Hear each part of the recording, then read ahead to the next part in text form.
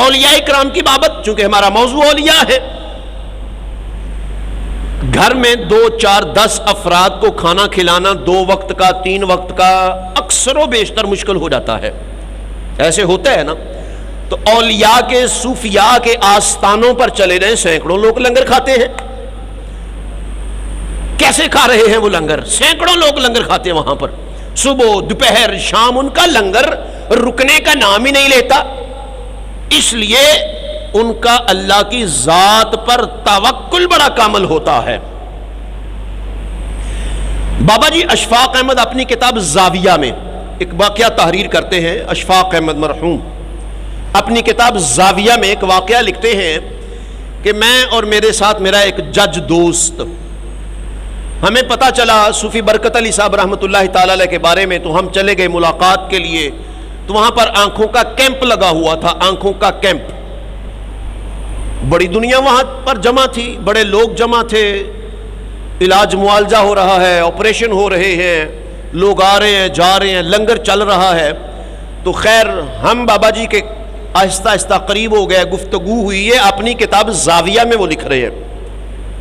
ہم قریب ہوئے تو میرے جو جج دوست تھا اس نے کچھ خدمت کرنا چاہی، تو صوفی صاحب نے پیسے لینے سے انکار کر دیا، پیسے نہ لیے، بلکہ ان کے پاس کچھ پیسے تھے اور وہ لوگوں میں تقسیم کر رہے تھے۔ تو میرا دوست کہنے لگا یار اتنی خلقت ہے اور یہ پیسے بانٹ رہے ہیں، یہ ان کو لوگوں کو شام کا وقت ہونے والا ہے، کھلائیں گے کیا؟ کل ان کے پاس یہ رش ایسے رہے گا، کھلائیں گے کہاں سے؟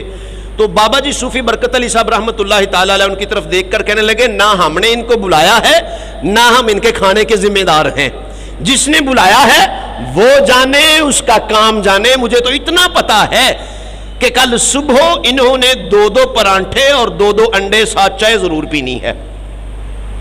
اب وہ بابا جی اشفاق احمد اپنی کتاب میں لکھتے ہیں میں بڑا پریشان ہوا، میرا دوست جج تھا ہائی کورٹ کا، بعد میں وہ چیف جسٹس ہائی کورٹ بھی ہوا، اب وہ وصال کر گیا، دونوں بلکہ دونوں صاحب دنیا سے جا چکے ہیں، اللہ ان کی قبر پر رحمتوں کا نزول فرمائے۔ اب وہ دونوں آپس میں چم گوئی کرنے لگے، گفتگو کرنے لگے کہ یار اتنا مجمع ہے، ان کے پاس ہے کچھ نہیں کہ کلی ہے، جو پیسے وہ بھی انہوں نے تقسیم کر دیے، تو یہ کیسے نظام چلے گا؟ یہ صبح 2 پرانٹھے کہہ رہے ہیں تو کہاں سے کھائیں گے؟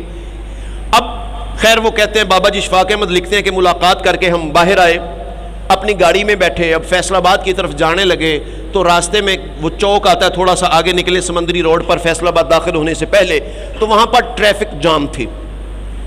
تو پوچھا بھی ٹریفک جام ہے، یہ ٹرک 2-3 جو تھے وہ ٹریفک میں پھنسے ہوئے تھے، تو میں نے پوچھا بھی ان ٹرکوں میں کیا ہے، کیوں انہوں نے ٹریفک جام کر رکھی ہے؟